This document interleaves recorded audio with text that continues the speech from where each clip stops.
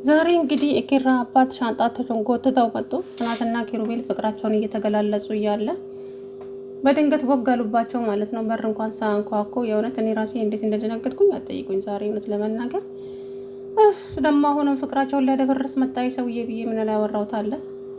ግን መጨረሻ ላይ ያው ትዕግስት ኖሮኝ አየዋቸው። መጨረሻው ላይ ደስ አለኝ። ግን ትንሽ ደንግጬ ነበር እውነት በጣም አሁንም በቃ እነኚህ ልጆች ሊለያየን የመጣው ሰውዬ ብዬ ወይ ደግሞ ሌላ ሚስት ይዞለትን የመጣው ብዬ በእውነቱ እንግዲህ ኪራ ዛሬም የእናቱ እውነት ይነገረዋል ተብሎ ቢጠበቅም አሁንም እንደደበቁት ይገኛሉ ማለት ነው። ጽናት እንግዲህ ዛሬ የምትይዘው የምትጨብጠው ነው የጠፋባት። በእውነት በጣም ነው የደነገጠችው ሰውዬው በመምጣቱ። ግን የፈለገ ነገር ቢፈጠር እኔ አሁን ኪራን ማጣት አልፈልግም እያለች እንግዲህ ከራሷ ጋር ግብ ፈጥራ ነበረ። ከዛም እንግዲህ ሰውየው አንድ ላይ ሳያቸው ተደናግጦ እሱም ኪሩቤልም ደንግጦ ሄደ። ጽናትም ደንግጣ ሄደች። ከዛም ሰውየው ቁጭ አለና ለካ ቤቴ ውስጥ ጉድ አስቀምጬ ነው ምናምን አለ። እንግዲህ ከዛም የውረት ዛሬ ሳኩኝ ማለት ነው። ጽናት ብቻዋን እያወራች ክችን እንግዲህ ኪራ መጣ። ምንድን ነው ምን አለጋሽ? ምንድን ነው ቤሎ? የትኛው ቤሎ ይመረጥልሽ እያለ ነው። እባክህ ኪራ አትቀልድ በእናትህ፣ እኔ ለራሴ ተደናግጫለሁ ምናምን። አባት ግን ምን የሚል ይመስላል? አላቅም ጽናት አላቅም አለ ማለት ነው። እሱም ደንግጧል። እንግዲህ ብቻ በቃ ሂድ ወደ አባት አለች። ወደ አባቱ ሸኘችው። ሰውየው ተንጎራደደ። ከዛም በኋላ እንግዲህ እናቱ ጋር ደውሎ እያወራ እያለ ለኪራ እንንገረው፣ ለኪሩቤል እውነቱን ቢነገረው ይሻላል፣ እስከ መቼ ነው የምንደብቀው እያለ እንግዲህ እያወራ ከእናቱ ጋር እያለ ከሚስቱ ጋር ማለት ነው። ኪራ አባት እንግዲህ እንዳትነግሩት እኔ ራሴ እመጣለሁኝ እያለች አለችው ማለት ነው። ግን እውነቱ ቢነገረው ብዬ አስባለሁ አስቱ፣ እስከ መቼ ነው አላት ማለት ነው። ከዛ ኪራ ቦግ ብሎ ሲመጣ ሰውየውም ደንግጦ ስልኩን ዘጋው ማለት ነው። ምንድን ነው አባዬ? የሆነ ከኔ የደበቃችሁት ነገር አለ ልበል? ብቻ ኪራ ስትል ሰምቻለሁ። ጆሮክ ነው አንተ ደግሞ ምንድን ነው ምናምን አለው ማለት ነው። ከዛም በኋላ እሺ በቃ ብሎ ዝም አለ ማለት ነው። እዛም አሰላሙ አለይኩም ወራህመቱላሂ ወበረካቱ። ውድና የተከበራችሁ የቻናሌ ቤተሰቦች እንዴት ናችሁ? እኔ ያለሁላችሁ አልሐምዱሊላህ። ለቻናሌ አዲስ የሆናችሁ ሰብስክራይብ፣ ላይክ፣ ሼር፣ ኮሜንት አድርጉልኝ። ነባሮቹም አብራችሁኝ ስላላችሁ ከልብ ነው የማመሰግነው። ዛሬ እንግዲህ ጽናት አርፋፍደው ነው የለቀቁት። ያው ዛሬ እንግዲህ የክርስቲያኖች እንትን ነው በዓል ነው መሰለኝ ዛሬ ይመስለኛል። ለዛም ትንሽ ቆይተው ነው የለቀቁት ማለት ነው። ሆኖም ግን ዛሬ እንግዲህ ሰውየውን ሲያይ እንደኔ የደነገጠ ሰው አለ? በጣም ነው የደነገጥኩት የእውነት ለመናገር ማለት ነው። አሁንም ደግሞ የሰውየ ነገር ሊያበለሻሽ ነው የመጣው ፈጣሪ እያልኩ፣ ግን መጨረሻው ላይ ያው ደስ ይላል ማለት ነው። እንግዲህ ጽናት ከአሁን በኋላ መደበቅም ሆነ ምንም የለም፣ ስለዚህ እውነቱን እንናገር አላት ኪራ። አሁ በቃ እንንገራቸው አለች እሷም። ከዛ እንግዲህ መሩና ኪራ ማነው መራዊትን ናሆሜን ጠርታ መጡ እቤት። እንግዲህ ጋሼ እንዴት ነው? ደህና ነው? ደህና ነህ? ልጆትን እንግዲህ ሳላስፈቅድ ወስጃታለሁ ምናምን ስል ሰምቻለሁ፣ ግን ጥሎሽ ሳልጥልል ወጄ ወሰድካት ምናምን ስለ እኔን ጥላኛለች፣ በቃ ይበቃል አለ ማለት ነው። ናሆሜ እንግዲህ እንደምታውቁት ቀልደኛ ነው።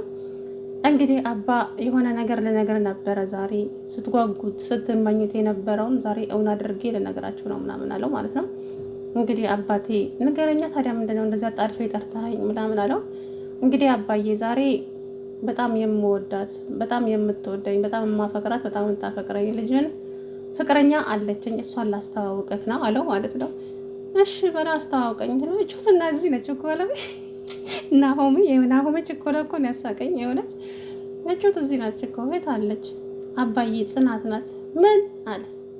እኔ ቀደሙንም እኮ አላማረኝም ምናምን አለ። ብድግ አለና አባዬ ታዲያ ወዴት ነው ሲለው እንዳትከተለኝ አለና ሄደ። ተደናገጡ ማለት ነው። በቃ አንቺ አይዞሽ ተረጋጊ አሏትና ጽናትን አረጋጓት ማለት ነው። ሰውየው እንግዲህ እነሱን ተበታተኑ። ወደ ሳሎን ተመልሶ ብቻውን ማሰብ ማውራት ጀመረ ሰውየው። ከቤት ውስጥ እንደዚህ ነው አድርጌ ልጄን ወደማይሆን ህይወት ውስጥ ከተትኩት አይደለ?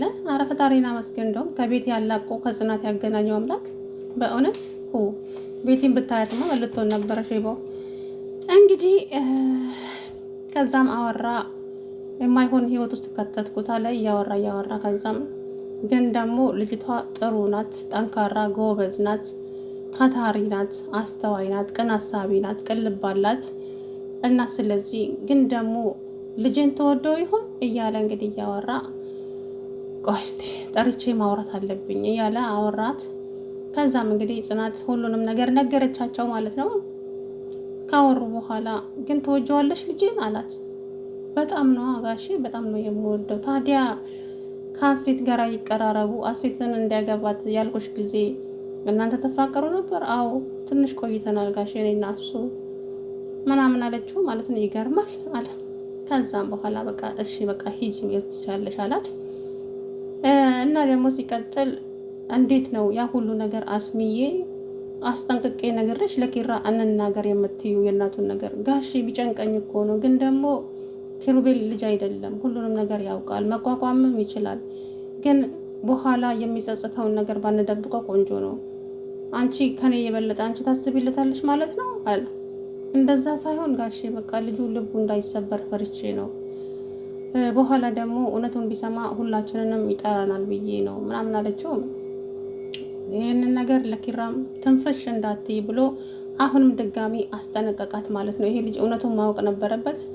አሁንም ግን በኋላ ሁላችሁም ትቆጩበታላችሁ። እች ሴትዮ አንድ ነገር ብትሆን የዘላለም እሳት ነው የሚሆነው። ለልጁ ልቡ ይሰበራል። ምክንያቱም ልቡ የሚሰበርበት ምክንያት እናቱ አንደኛ በህይወት እያለች ምን ትፈልጊያለሽ? ምን ላድርግልሽ? እንክብካቤ ነገር የሚባል አለ። ስለዚህ ያ ሁሉ ሳያደርግላት እናቱ አንድ ነገር ከሆነች በኋላ እናት እኮ በእንደዚህ አይነት ነገር ነው የሞተችው፣ እኛ ደግሞ ካንተ የደበቅን አንተ እንዳትጎዳ ነው። ጭራሽ የሚጎዳው ያን ጊዜ ነው እንጂ እኔ የማይመስል ነገር ስታወሩ እንዴ። እና ብቻ አላቅም፣ አንዳንድ ጊዜ አጠገባቸው ቁጭ ብላችሁ ከአይናችሁ የሚሰውረው ነገር አለና እናትን በህይወት እያለች ነው መንከባከብ ጎበስ። ካመለጠች አመለጠች ነው፣ የደረሰበት ያውቀዋልና። ብቻ ልጁ እውነቱን ቢነገረው ጥሩ ነው፣ እውነቱን ቢያቅም ጥሩ ነው። ግን እስከ መቼ እንደምትደብቁት አላውቅም። ብቻ በሆነ አጋጣሚ ይሄ ልጅ ይሰማል ብዬ አስባለሁ። ጽናት ደግሞ አሁን ውስጧ በጣም የሰጋው ኪራ የእናቱን መታመም ከሰማ ሁላችንንም ይጠላናል ነው። ይሄ ነገር ውስጧ በጣም ፈርቷል። ከኔ ደብቃችሁ ለምን ዝም አላችሁ የሚለው ሰውየው ነው ያስማላት። እቺ ልጅም አሁን ምንም ማድረግ አትችልም። ግን ደግሞ አባትየውም ጥፋት አለበት እንዴ። አባቱ ነው መናገር ያለበት የሚስቱንም ማለት ነው ለልጁ። እናት እንደዚህ አይነት ታማሚ ናት፣ እናት ያላት ትንሽ ጊዜ ነው ይላል እየደጋገመ ማለት ነው። እንደዛ ከምትሉት እናት በቃ ደስታን አይታ በቃ ማለት አይጠፋም እኮ አይደለም ይወራ ነገር። ስለዚህ እውነቱን አውቆ የእናቱን በህይወት እያለች ቢንከባከባት ጥሩ ነው ብዬ አስባለሁኝ። እንግዲህ ዛሬም ያው ስንጠብቅ እውነቱ አልተነገረውም ለኪራ። ኪራ እንግዲህ ፈጣሪ ካንተ ጋር ይሁን፣ ሌላ ምንም ልልህ አልችልም አባቴ። ሰውየው እንግዲህ እምቢ ብሏል ማለት ነው።